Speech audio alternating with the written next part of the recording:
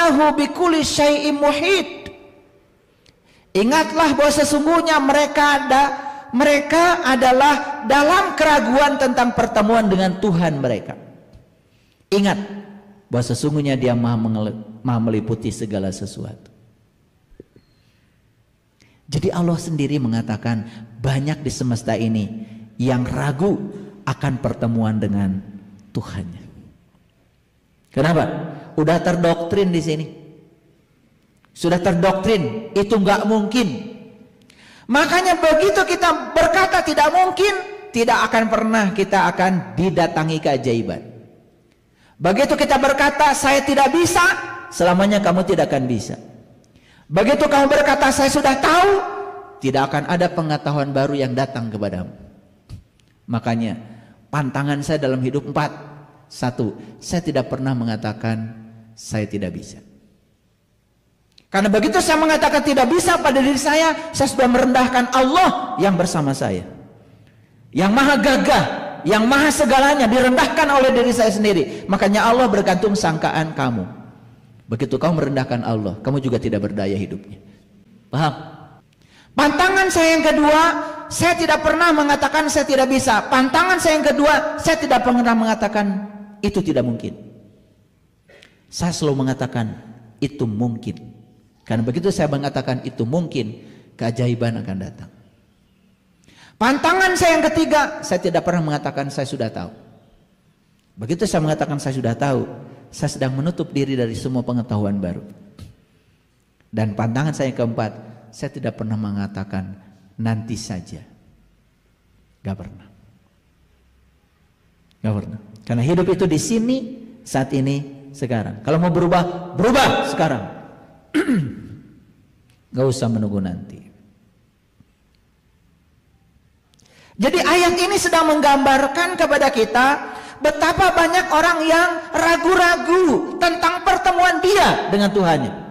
Ala innahum fi miryatin miliqa'i rabbihim.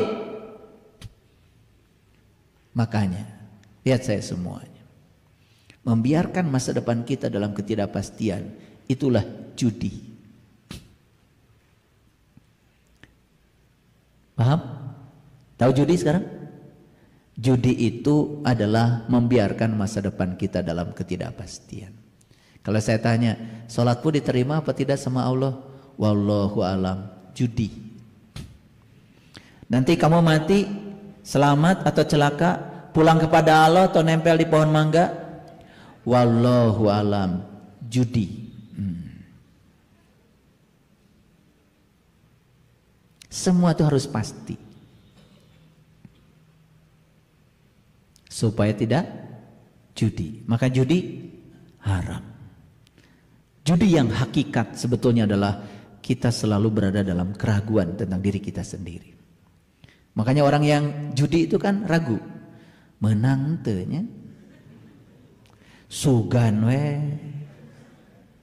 Kan gitu. Makanya orang yang judi ngitung we terus. Teh ngitung naon? Keluar we 42. Tepugu rumusna teh. Betul enggak? Kalau belajar matematika kan jelas.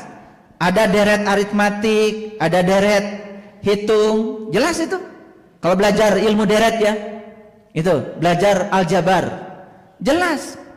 Suku pertama begini, suku yang berikutnya berapa? Jelas kalau belajar matematik. Misalkan suku pertama 2, 4, 6, 8, 10, kita bisa tebak. Suku ke 10.000 berapa? Bisa dibikin rumusnya, karena jelas polanya. Suku kesekian sekian, jelas kan itu deret, ada aturannya. Iya mah jajalan, hitung-hitung, coretkeun, ditambahkeun, dikurangi, dikalikan, terus aja muter. Aduh subuh ya, keburu kudu masang ya. 42 we. Kumaha eta di mana? Betul enggak? Geus keluar 42 teh, aduh ini asa pasang we. Betul enggak? Sugan menang rezeki. Udah pasti ya, da susuganan teh. Nah, jangan sampai kita pun dalam beragama pakai ilmu susuganan, sugan jeung sugan. Ada salat mana yang diterima ku Allah teu sugan. Sami ya, jeung nu ngitung tadi teu puguh pola. Eta angka geus dijumlahkeun kurang ku manehna teh. Jumlahkeun deui, kalikeun. Kaluar 42. Pasangan ku manehna. Nah teu lieur gitu. Saya mau belajar matematika yang berpola. Betul nggak? Iya.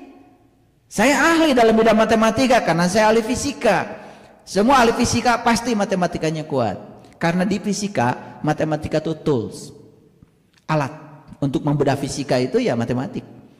Ahli fisika menemukan elektron, itu bukan ditemukan elektron dicari-cari kemudian ditangkap. Bukan.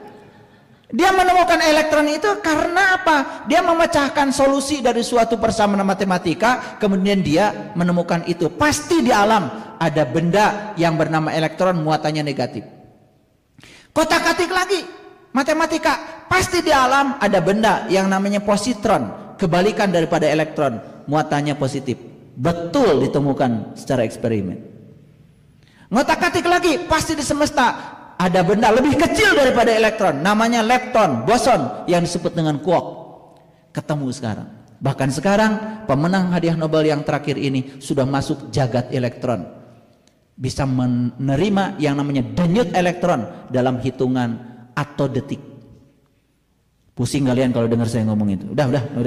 Ini dulu yang gampang dulu. Lanjut dulu. Oke, sampai situ ngerti ya? Terasa nggak? Lebih dalam. Terasa ya? Tetapi ini masih teori. Mereka yang belum bisa menyaksikan tanda-tanda Allah pada dirinya jangan puas dengan kajian ini. Jangan puas. Karena harus mengalami. Karena siapa yang mengalami baru dia akan paham. Ini pemahaman baru tingkat luar. Kalau ingin paham lebih dalam, alami sendiri. Tong percaya kabatur. Makanya lakum dinukum waliyadin. Pengalaman spiritualmu ya buatmu. Pengalaman spiritual yang lain ya buat yang lain. Walam yakullahu kufuwan ahad. Karena Allah itu tidak pernah menunjukkan hal yang sama pada semua orang. Matahari itu sama, tetapi dilihat dengan mata yang berbeda, itu yang menyebabkan penglihatan kita jadi berbeda tentang matahari. Paham? Pengetahuan kita berbeda, kesadaran kita berbeda. Makanya kita akan melihat yang berbeda sesuai dengan kelas kita masing-masing. Tapi itu juga sudah bagus. Karena apa? Satu titik kecil dalam kegelapan pasti kita cari. Cing atau sing isin tah kusilaru. Harus malu sama laron. Tinggal di mana laron sekarang? Di kegelapan. Dan sebelum laron itu mati, dengan sayapnya yang ringkih, dia kejar cahaya lampu.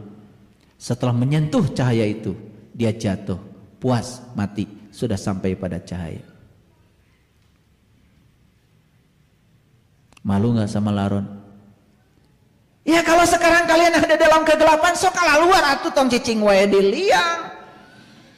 Keur mah poek sempit, keluar. Sing isin ku tatangkalan. Lihat tatangkalan aja menuju cahaya, betul? Semua pohon menuju cahaya, semua pohon menuju sinar matahari. Tapi kita mah bukan menuju sinar matahari yang itu, sudah disediakan matahari ruhani, Rabbul Masyriqain wa Rabbul Maghribain. Harus ketemu dengan matahari ruhani dalam dirimu supaya bisa menemukan kebenaran dalam dirimu. Baru benar, baru hidupnya benar. Lanjut sekarang. Ini Quran surat An-Nisa ayat 126. Walillahi ma fis samawati wa ma fil ar. Wa kanallahu bikulli syai'in muhit. Kepunyaan Allah yang di langit, kepunyaan Allah yang di bumi, dan Allah maha meliputi segala sesuatu. Luar biasa. Kalau sadar segala sesuatu diliputi oleh Allah, sekarang mau bunuh semut saja mungkin takut. Mau motong ikan aja di dapur mungkin mikir dulu, minta maaf dong. Sama ikan tuh minta maaf, maaf ya ikan, karena saya butuh nutrisi dari tubuhmu. Dan sekarang tubuhmu akan saya pindahkan menjadi tubuhku. Betul? Kan ikan tuh jadi tubuhmu. Kadang-kadang kalau ditanya, saya pernah nanya seseorang, ibu, sok nuang kotoran sapi tara? Amit-amit. Piraku tuh panu kitu dituang, sok nuang tomat. Kosok eta mah di jus Pak. Ari tomat tinu naon? Geuningan tomatnya kotoran sapi yang sudah diubah oleh alam jadi tomat. Kan kotoran sapi teh diserap oleh akar jadi tomat, jadi wortel, jadi cengek, sakitu bareki kanu cengek teh. Paham maksud saya? Kadang-kadang kita untuk ngaku yang gitu aja susah. Ari marane sok dalahar jukut, tuh eta mah keur sapi, sok nuang daging sapi. Eta mah satena, gulena. Ari daging sapi teh sanes tinu jukut. Paham maksud saya? Cuman kita nggak pernah sadar, ditanya gitu aja udah pusing kepala, betul nggak? Karena nggak sadar. Itulah ketidaksadaran kita selama ini, sehingga kita sulit untuk jujur pada diri sendiri. Yuk kita lihat. Jadi Allah mengatakan kepunyaan Allah yang di langit, kepunyaan Allah yang di bumi, dan Allah mau meliputi segala sesuatu. Saya mau nanya sama kalian semua, yang di langit punya Allah, yang di bumi punya Allah, bahkan dirimu pun kepunyaannya. Cing mana ari nu maneh? Saya pernah diajak sama teman saya jalan-jalan. Tah ieu sawah Pak, nu lega ieu, nu saha? Nu batur. Sugante. Ari nu ieu sami nu batur. Ieu sawah satutung deuleu nu batur kabeh, mohon nu abdi nu itu nu teu kadeuleu. Yang mana yang bukan? Kan aduh, sebetulnya kalian tuh selama ini kurang sadar aja. Kalau baca ayat ini benar, walillahi ma fis samawati wa ma fil ard, kepunyaan Allah yang di langit, kepunyaan Allah yang di bumi.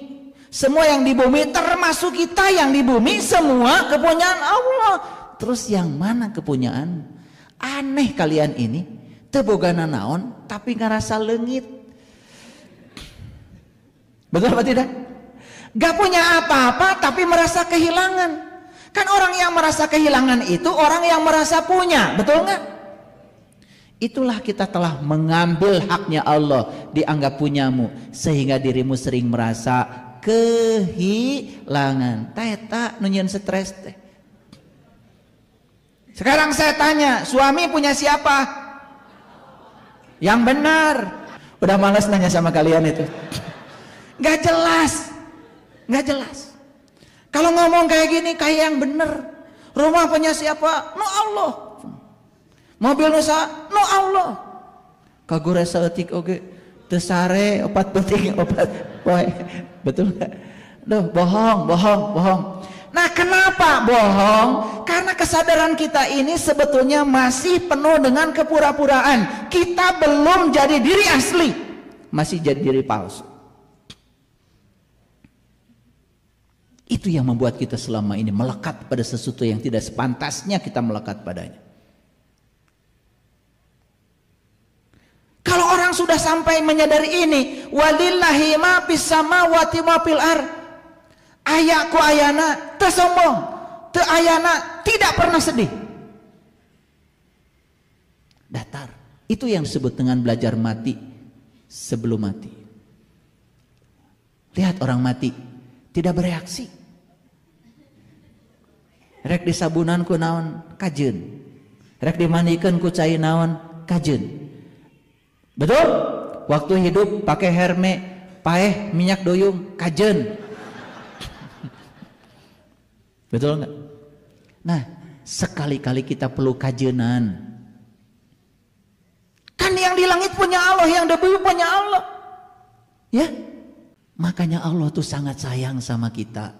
Jangan kelamaan kita memiliki sesuatu.